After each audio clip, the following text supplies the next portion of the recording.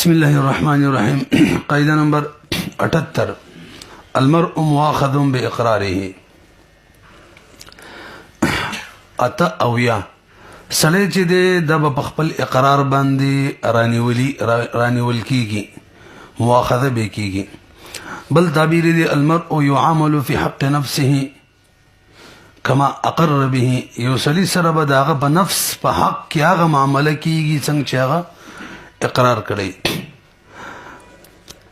سړی به خپل اقرار باندې د بدد مؤاخذه کیږي، معنا دا که رجوع کوي رجوع به کار نه ور کوي، او کوئی زه خطا شوی ما غلطی می کړی دا کار به نه ور کوي، بس بهرحال بګیری. دلیل د قاعده الله په قرآن کې فرمای جل جلاله وليملي للذي عليه الحق وليتق الله ربه ولا يبخس منه شيئا. چا باندې چې حق دی غدي ولیکي او به وي د الله نه دی ریږي او دې کې د څه کمې نه کوي، معلومیږي چې چا لیکل وکړه دا اقرار دی، اوس په لازم شو د الله نه دی ریږي څه کمې دی پکې نه کوي. همدغه شان الله جل شانه فرمای قال انبیاء ته اقررتم واخذتم على ذلكم اسري قالوا اقررنا. همدغه شان حدیث کې نبی احادیثو کې ګڼ واقعات راغلي چې په اقرار باندې عمل شوه. لکه نبی صلی الله علیه وسلم یو زنانه رجم کړله چې هغه د زنا اقرار کړو، او څلورم د ټولو علماو اجماع ده په دې خبره باندې، اتفاق دی چې اقرار دا د باندې مسله راګيري. المرء مؤاخذ باقراره. البته معتبر اقرار د بار خپل شرایط دي، او دا من کتاب الاقرار کې تقریبا ویلی مو پاره کې څه شرایط مقر سره تعلق ساتي، څه مقر له سره او څه مقر به. مقر اقرار کون کې مقر له چر پر چې اقرار کیږي، او مقر به د کوم شي چې اقرار کیږي. مقر د بار اول شرط دی چې مقر با عقل من او بالغ وي، معنا محجور بنوي، لیونه ماشوم با نوي. البته که نابالغ وي خو ممیز وي نو دا هم عقل من دی، بس کافی ده. دویم شرط ولدا دی چې اقرار با د جبر او اکراه په صورت کې نه شوي. کداغه شان وي دغه اقرار با المرء مؤاخذ باقراره قصه به کې نه چلیږي. دریم شرط دار چې اقرار کوون کې چې دا به محجور نه وي د قاضي د طرفه، یا مخکې چې شروع کې ویلیو او خدای الله د طرفه لکه لیونه او ماشوم، وزل د قاضي د طرفه یو سلام مفلس شوی دی او قاضي پابندي ولګوله چې مزید معاملات به سړی نه کوي، نو که دغه شان کس اقرار کوي د باندې د خلکو دیون دي، نو خلکو ته نقصان ورکوي. څلورم نمبر اقرار کوون کې ته به خپل اقرار کوون کې باندې به په خپل اقرار کې څه تهمت نه لګي. لکه یو سړی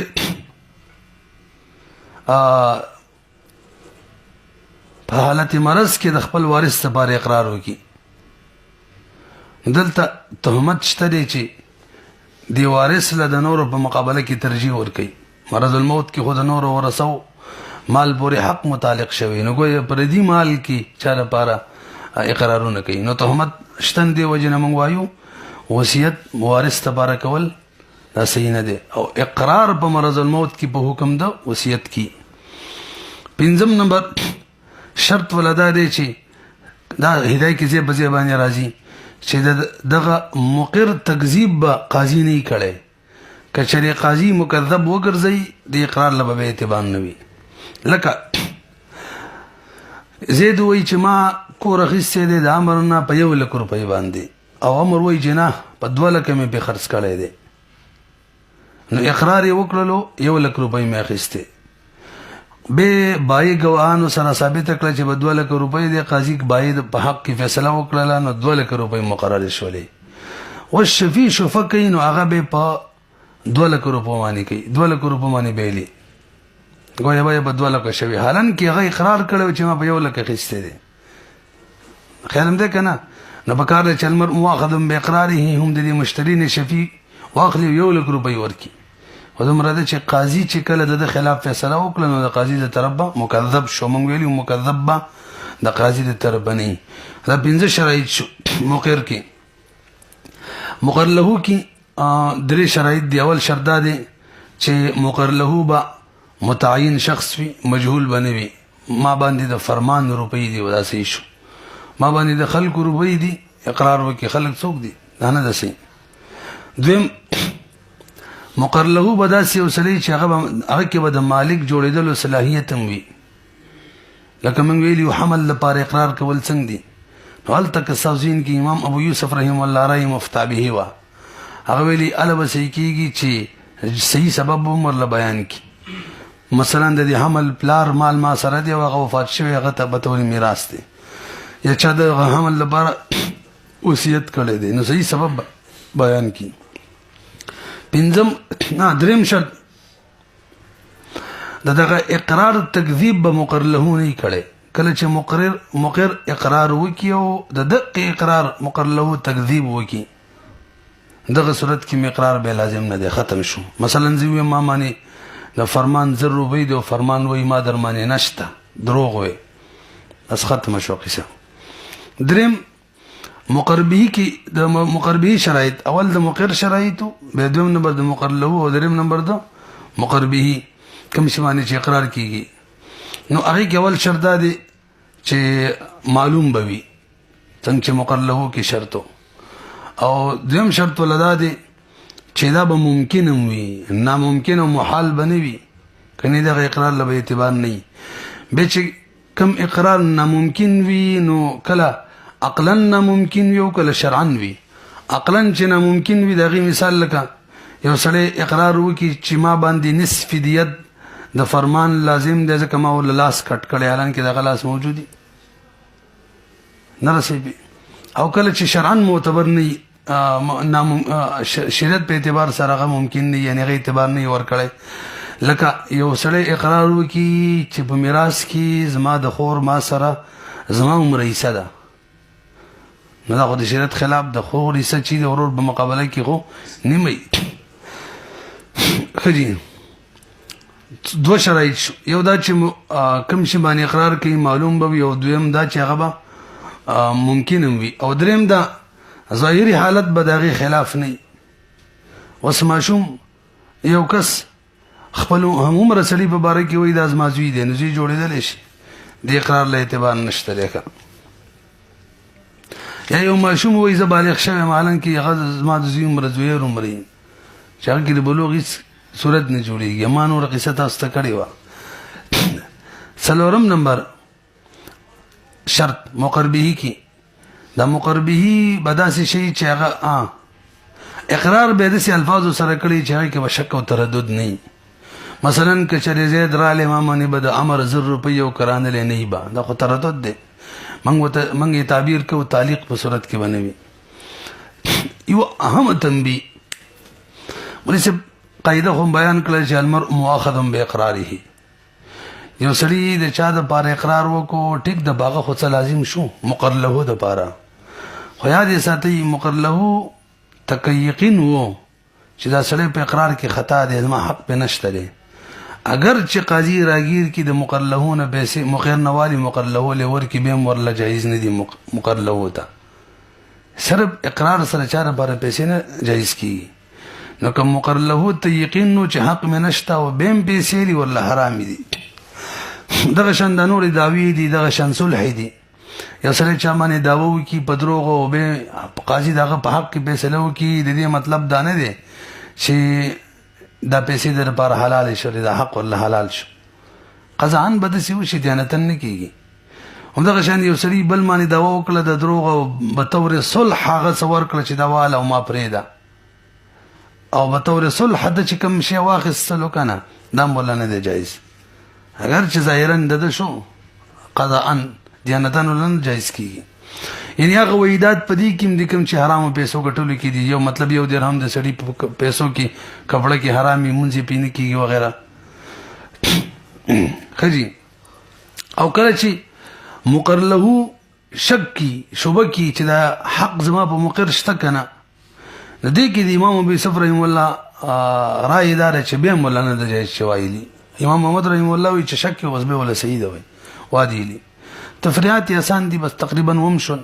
زوی امام باندې د پرمان زر روپۍ دي بس سبب دی کې وسرا ګیره کې منو مؤاخذ باقراره همدغه شان فرمان وایي چې ما په 1000 روپۍ خو ما ترې نه وصول کړي دي حالانکې ما نه ورکړي بس خبره ختمه شوه همدغه شان نور شیونو کې هم چلیږي هلکه دله مې کور په اجاره ورکړی 1000 روپۍ کرایي وه د میاشتې ما یې د 10 میاشتو راکړې ده بس خبره ختمه قاعده نمبر 1 لا حجة مع التناقض لكن لا يختل معه حكم الحاكم ولی سب کله چې تناقض وي نو بس به حجت نه وي البته یو پیر چې فیصله وشي د حاکم حکم جاری شي رستو که تناقض راځي هغې له څه نقصان نه ورکوي بل تعبیر مع التناقض في الدعوة لا تكون البينة مقبولة کله چې په دعوه کې تناقض وي به بینې نه قابل قبول نه الدعوه مع التناقض لا تصح دا بل تعبیر دی خجی لا حجة مع التناقض ملي سم مخکې مونږ ویلو تقریبا ومه ماده کې چې هغې کې مونږ دا خبره کړې وه مرجحات اولي او مرجحات ثانوي کې به مونږ ویلي حجت ګڼ قسمونه دي هغې کې مشهور دا 3 دي شهادت دی اقرار دی او د قسم نه انکار نقول دا 3 وړه حجت دي خو دلته د حجت نه مراد صرف او صرف شهادت دی لا حجة مع التناقض معنی دا ده چې شهادت د دعوی سره یا خپل منځ کې یا د مدعی په دعوو کې تناقض بس دعوه ختمه به که شهادت راځیم پی کنه اعتبار به ورله نه وي شهادت به حجت نه وي صورتونه بیانو تناقض چاته ویل کېږي تناقض خپل معنی ده ماتول او موږ منطق کې تناقض تعریف کوو چې دو کلامونه داسې کېدل چې د یو صدق د بل د کذب تقاضا کوي كون الكلامين بحيث يقتضي ثبوت احدهما صدق احدهما كذب الاخرى دقه تعریف بس فقه او فقهاهم کړی دی هو يستر عن الشخص كلامان ينقض احدهما الاخر یو بل رماتي یا ينقض احدهما الاخر یو ماتیږي په بل باندې مفهوم د قاعده اول جز دا چې لا حجت مع التناقض معنی دا چې کله یو سړي گواهان پیش کړه خپل منځ کې د دوړو گواهانو اختلاف او بس دا تناقض دی د سی وایو سی دا ولګي چې داوی یو شان وا او شهادت بل شانو یا مدعی یو بیر یو شان دا وکړي او دوباره بل شان وکړل او به شهادت راوستلو وس شهادت اگر چې حجت دې صورت کې با نوي لكن لا يختل معه حكم الحاكم دې څه معنا ده که یو بیر قاضي فیصله وکړه دیو سړي په داوا دغه په شهادت باندې دغه نه بس دغه مدعی دې کلام وکړو چې د مخکې کلام نقیزو زدو نو سیده چې دا کلام غیر مقبول له خو مخکنی هغه بل غیر مقبول وګرځولو خو هغه د قاضي په فیصله باندې مستحکم شوی دی بس هغه ماتیږي نه نور مثالونه راځي تاسو راسي کنه بل تناقض ګڼ صورتونه دي موږ قدرت شریفه کې ویلي دي هغه دا چې کله داوا کې تناقض وي یو بیر یو شان داوا وکي او بل شان داوا کوي او به گواهان راولي قاضي لا فیصله نه کړی نه به قبليږي او کله کله گواهانو کې تناقض وي څه معنا مدعي داوا مثلا د 0 روپو دا گواهان 2000 ثابت یا 500 ثابت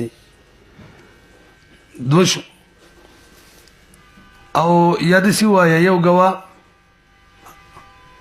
دویم صورت گواهانو کې تناقض دار یو گواه یو شان خبره کوي او بل شان یو شان گواہی ور کوي بل شان گواہی ور کوي مثلا یو د 0 روپو گواہی ور کوي بل د 2000 ور کوي یو د درهم گواہی ور کوي بل د مثلا د پاکستانو روپو د گواہی ور کوي دا صورت دی او دا خبرم به قدرت کې کړي وا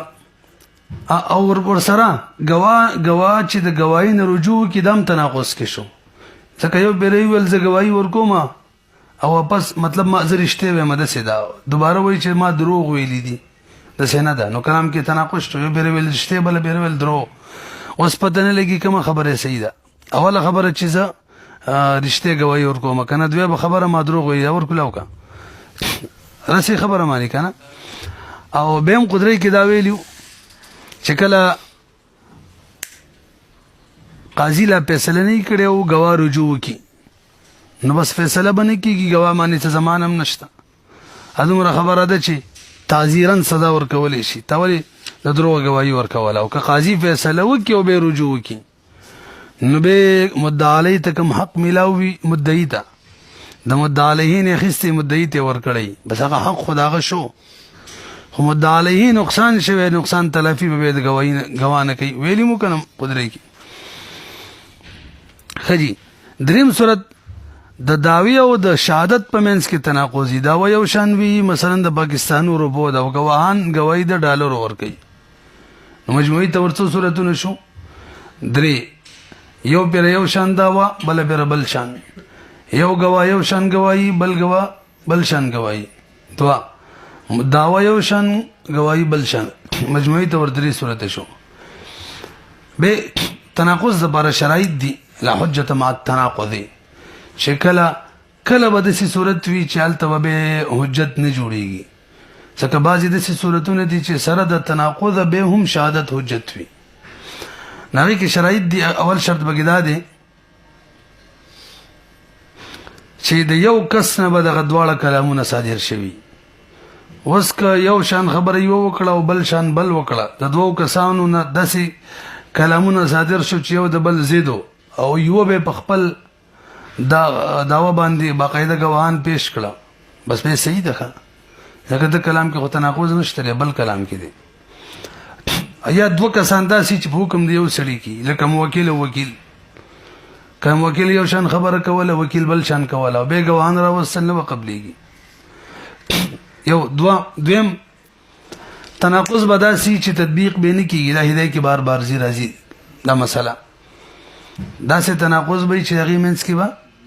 که تطبیق کېدلو به سره د تناقضم حجت د شهادت لکه زه وایم یو یک تاریخ باندې دا کور ما سره د فرمان را سره د پکري بل سم تاریخ باندې به چې د کور ما کم کور کې زو سیګم د ازما ذاتی دي او کلام کې تناقض دي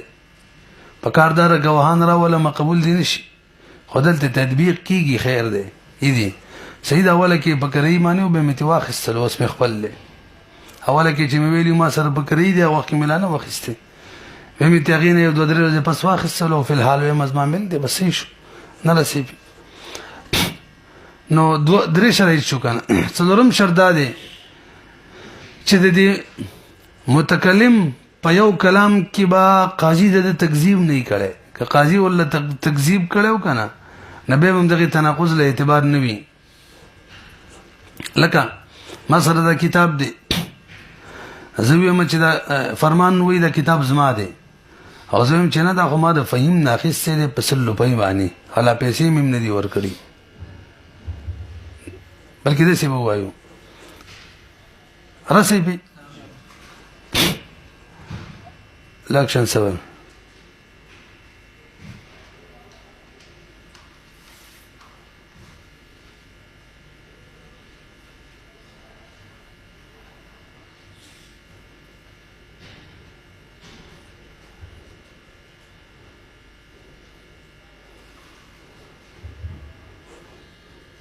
همدغه مثال دی سید ما سره کتاب دی فرمان به داوا وکړه او به ما ویل دا کتاب چې دا فرمان نه دی دا زما دی به اور بس بل داوا وکم چې دا کتاب د فرمان نه دی دا ما د فهیم نه په پیسو اخیستې دی ولا پیسې مې نه دی ورکړي یو پرم یو شان کلام کو بل پرم بل شان به قاضي د فرمان د بار فیصله وکي نظم کم کلام چې ده کنه چې دا ما د فهیم نه اخیسته پیسې را باندې پاتې دي زما دواړو کلامونو کې تناقض وکنه قاضي تکذیب هم وکړلو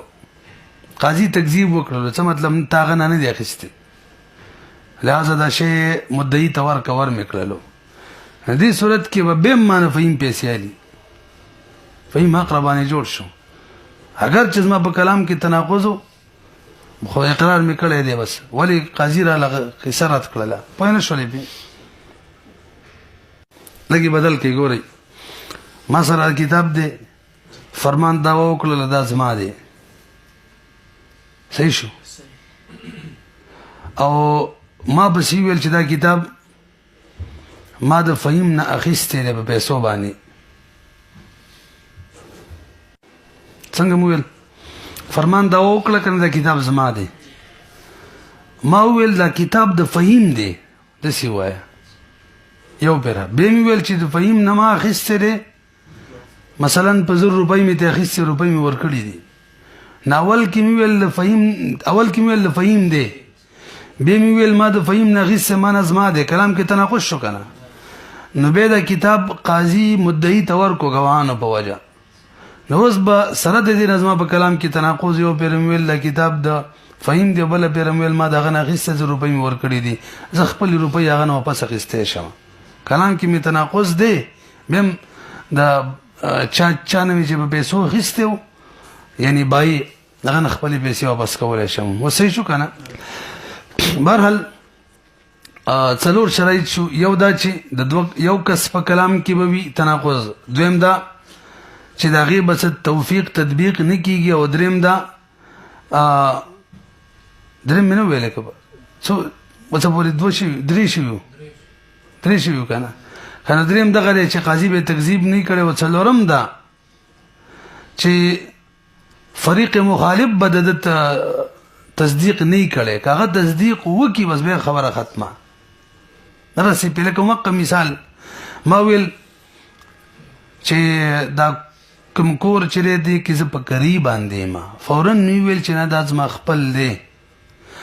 بیا واورئ دا کوم کور کې چې زه یم دا د فرمان دی ما سره په کري دی. بیا مې ویل چې نه زما خپل دی. د تناقض دی. صحیح شو. یو وخت کې مې دواړه ویل. ها که دې کې فرمان ویل او ستا خپل دی تصدیق یې راله وکړو بیا هم قصه ختمه. مجموعي طور څو شرایط شو 4. پنځم شرط دا دی چې محلات خفا نه بنېږي. یعنی کوم داسې محلونه چې هغه په متکلم باندې پټ وي دغو نه بنېږي. که د دغو نه و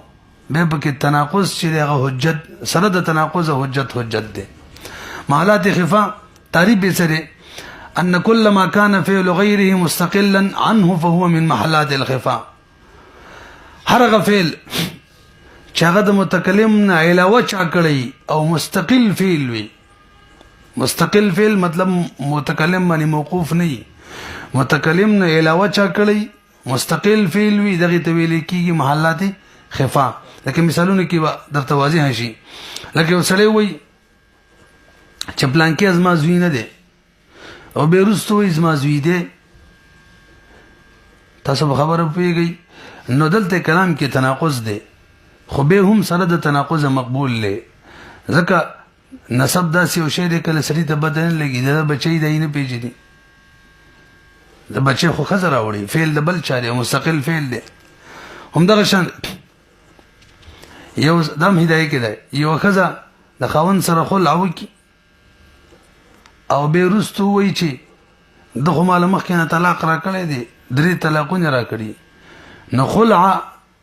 دا فعل داسې فعل دی چې معلوم دا دعوه کوي ګویا چې نکاح مې شته اقرار کوي داسې وایه ښځه یمه او بله بیا دعوه کوي چې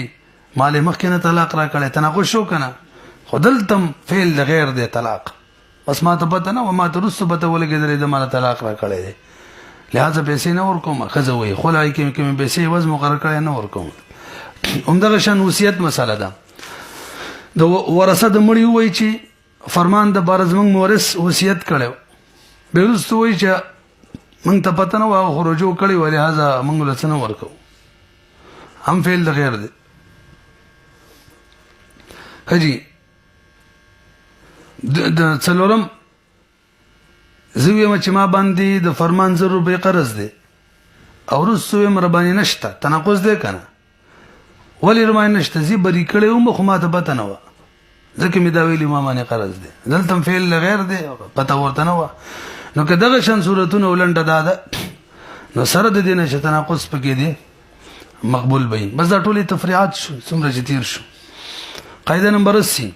قد يثبت الفرع مع عدم ثبوت الاصل. کله کله فرع ثابتېږي سره د دې نه چې اصل به نه وي ثابت. او مخکې موږ په 49 نمبر ماده کې ویلو که ستاسو ذهن کې اذا سقط الاصل سقط الفرع التم ورسره دا خبره کړې و چې اذا سقط الاصل سقط الفرع قاعده کلیه نه ده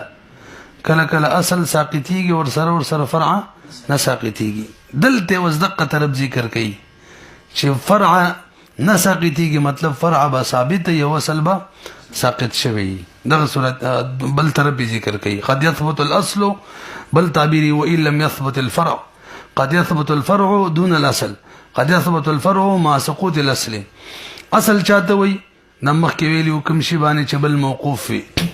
فرع چاته وي کوم چې په بل چا موقوف وي تصور رسیدلی بهرحال مفهوم د قاعده کې به د قد د لفظ خیال ساتو قد يثبت الفرع کله کله داسې کیږي چې فرع ثابت وي اصل نه او کله کله داسې کیږي الټه طرف چې اصل به ثابت وي فرع به نه وي په دې باندې اعتراض راځي به دا خو کې دی نشي چې فرع دې بغیر د اصل نه راشي ځکه د فرع مثال لکه چت او د اصل مثال لکه دیوار نه غیر چت راتلی شي دغه شان بنیاد نه غیر دیوال راتلی شي نو څنګه ته فرع ثابت بغیر د اصل نه نو شیخ مصطفی الزرقائی جواب کړي بې دا موږ چې وایو فرع ثابتيږي د اصل نه غیر د حسي قیسو کې نه وایو حسي بلکې کم چې احکامات شرعي دی هغه کې وایو حسي کې دا څه نشي کېدلی شرعي احکاماتو کې کېدلی شي تفریعات تیر شوی دي هغه دواړه قسمه تفریعات بیان کو هغه دا چې د دې دوړ منس کې تلازم نشته چې اصل دین او فرع هم دی او که فرعین او اصل بمی کله کله به اصل وی فرع باندې څنګه چې 49 نمبر ماده کیو